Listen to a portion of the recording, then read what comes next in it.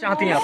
हम चाहते हैं हमारी बेटी को घर तक ले जाया जाए। हमारे जो हिंदू नियम है, हमें हल्दी वगैरह लगानी होती है, हम अपनी बेटी को हल्दी वगैरह लगा के हमारी आखिरी बच्ची की विदाई है। अब लौट के तो दोबारा नहीं आएगी। हम अपनी बच्ची की अपने घर से ही दरवाजे से ही विदाई करना चाहते हैं। आप भगत सिंह की जयंती मनाते हैं और अभी कुछ दिन पहले मनाई थी।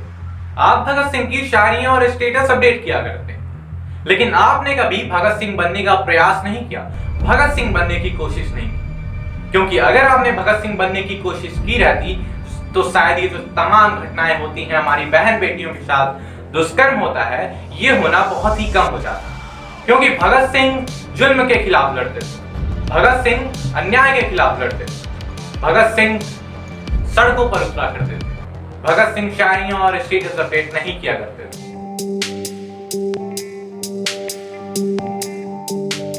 जी हाँ, आज मैं बात करने जा रहा हूं उत्तर प्रदेश के हाथरस नामक गांव, जो अलीगढ़, एटा, आगरा और मथुरा के बीचों बीच का एक जगह है, एक गांव है। वहां की एक घटना है, बहुत ही दर्दनाक घटना है, क्योंकि मात्र 19 साल की एक बालिक लड़की का गैंगरेप किया गया और उसका जीभ काट दिया गया, उसके बैकबोन्स को तोड़ दिया गया, एक तरीके से पैरेलल कर दिया गया, अपंग बना दिया गया, जिसके बाद उसे भर्ती कराया गया, एडमिट कराया गया सफदरगंज के हॉस्पिटल में। परंतु 29 सितंबर मंगलवार को उसका निधन हो गया। The police did not have any of it. The father, the mother pleaded, cried, folded their hands in front of UP police, but this is how the cremation took place. No family around, just the police standing guard. The family, indeed, and all their relatives, we're now made to understand, were kept at bay. Some even locked up. Let's now take you through the sequence of events on how exactly this extremely shocking incident has taken place. Now what you see on your screen right now is the mother and some relatives of the girl standing at the bonnet of the ambulance. Police sitting inside saying that the body will go straight to the cremation ground. The family saying, let the daughter come back home one last time.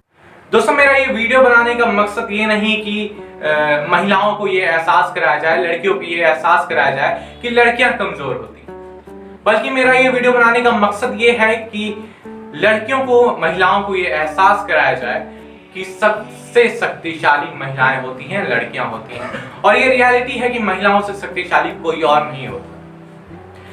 बस मेरा यही कहना है कि लड़कियों को, महिलाओं को सेल्फ डिफेंस सीखना चाहिए, उन्हें सेल्फ डिफेंस आना चाहिए और उन्हें अपने पास पेपर स्प्रे रखना चाहिए, जिससे कि कुछ जरूरत पड़ने पर वो उसका इस्तेमाल कर सके।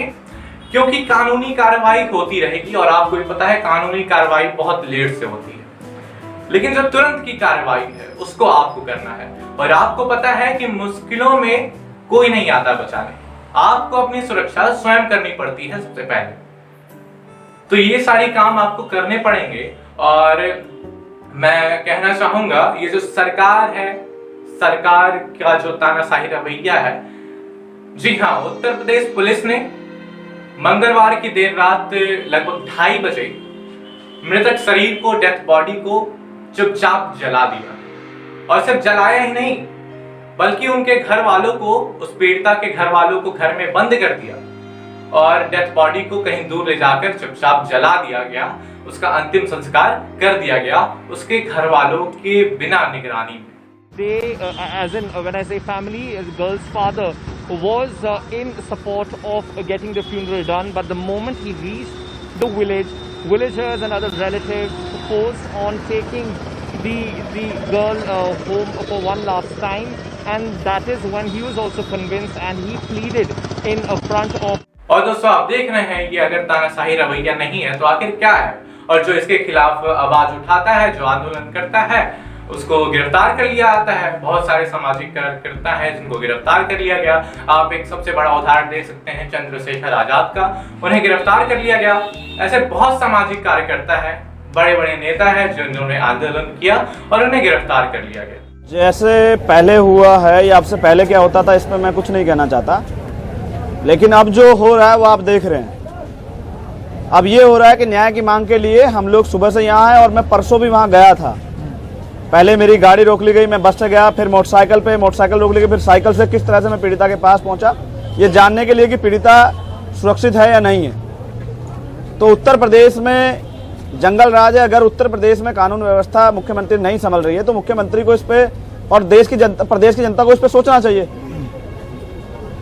हमने अब ये इवेंट नहीं बनेगा, अब इसमें न्याय होगा। और न्याय के लिए पहले भी जैसे सुप्रीम कोर्ट से हमारे खिलाफ एक फैसला आया था SC/ST एक्ट पे, तो 2 अप्रैल का भारत बंद हुआ था। ये छोटी घटना नहीं है, ये निर्भया जैसा दोबारा मामला है। 2013 के बाद आज 7 साल बाद फिर, और आज ही के दिन 29 सितंबर को खैरलांजी हुआ था 2006 में, जहां ऐसी घटना हुई थी। ये इसलिए दब जाती कि हम लोग आवाज नहीं उठा पाते थे। अब हम लोग आवाज उठा रहे हैं और न्याय लेकर रहेंगे। और मैं कहना चाहूंगा ये जो घटना हुई है ये कोई पहली घटना नहीं है। ये घटना होती रहती है। भारत देश में बहुत सारी घटनाएं होती हैं और ये घटना, इस तरह की घटना एक 2012 में हुई थी, निर्भया केस जो था। तो निर्भया की माँ ने एक न्यूज में रिपोर्ट दी। उन्होंने कहा कि आज मैं 2012 में पहुंच गई।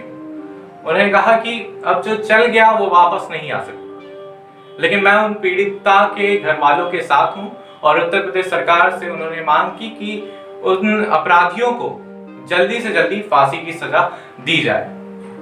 उन्होंने कहा कि एक खबर आती है और अपराधियों को गिरफ्तार कर लिया जाता है, लेकिन कुछ दिनों बाद फिर से दूसरी खबर आ जाती है। तो ये हमारे लिए बहुत ही शर्मनाक है, हमारे देश के लिए बहुत ही शर्मनाक है कि ऐसी घटनाएं हमारे देश में होती हैं। देखिए, जो लोग सत्ता में बैठे हुए हैं, ये उनकी जिम्मेदारी, सिर्फ नारों से काम नहीं चलेगा। जब भी पहले तो ऐसी घटना ना हो तो उसके लिए हमें ठोस कदम उठाने पड़ेंगे।